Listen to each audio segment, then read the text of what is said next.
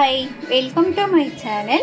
இப்போ நான் மைதா வச்சு க்ரீம் பண்ணி செய்ய போகிறேன். வாங்க எப்படி செய்யலான்னு பார்க்கலாம்.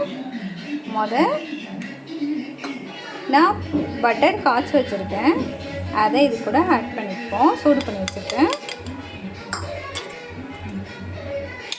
லைட்டாக சால்ட்டு, அது கூட கொஞ்சமாக பேக்கிங் பவுடர், அப்புறம் சுகர் நான் பொடிச்சு வச்சுருக்கேன். அது ஒரு 2 ஸ்பூன் போட்டுக்கிறேன், அவ்வளோதான். அப்புறம் அது கூட தயிரும் ஆட் பண்ணிக்கோங்க கொஞ்சமாக.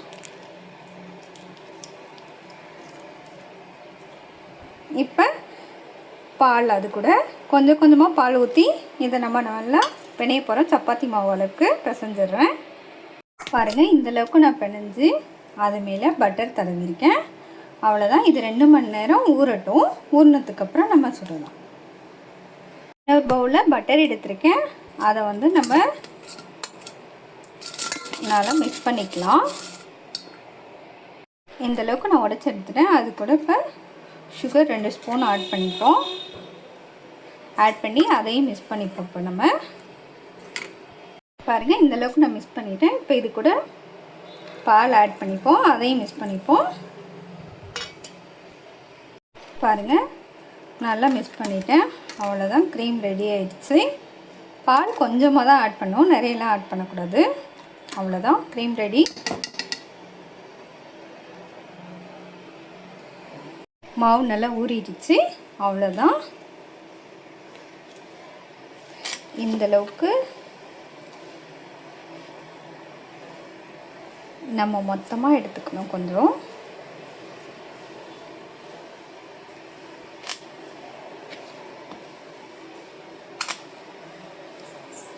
நீங்கள் கையிலே வச்சு இந்த மாதிரி நீட்டமாக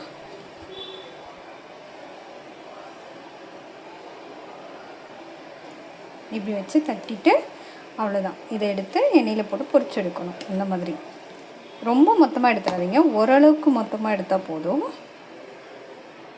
இங்கே நான் அடுப்பு பற்ற வச்சு கடாய் வச்சு எண்ணெய் வச்சுருக்கேன். எண்ணெய் காஞ்சிடுச்சு.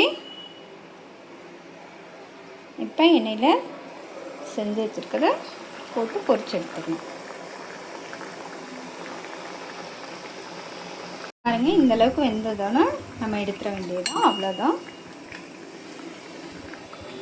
பாருங்கள், எண்ணெய் வடிகட்டி எடுத்துருவோம்.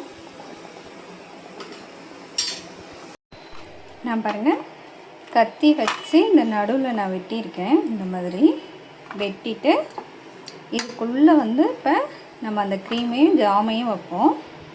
பாருங்கள், இதுக்குள்ளே க்ரீம் வச்சா அது மேலே ஜாமை வச்சுட்டேன். அவ்வளோதான். இந்தளவுக்கு நம்ம இதை ரெடி பண்ணணும், ரெடி பண்ணி வைக்கணும். அவ்வளோதான் கைஸ், ரெடி ஆயிடுச்சு.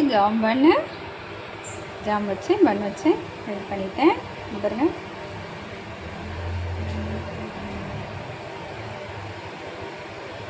இதை நான் உங்கள்கிட்ட சாப்பிட்டு காட்டுறேன்.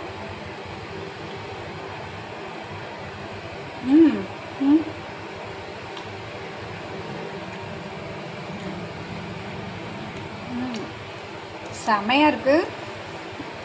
நீங்களும் ட்ரை பண்ணி பாருங்கள். ட்ரை பண்ணி பார்த்துட்டு எனக்கு லைக் பண்ணுங்கள், ஷேர் பண்ணுங்கள். Thank you guys.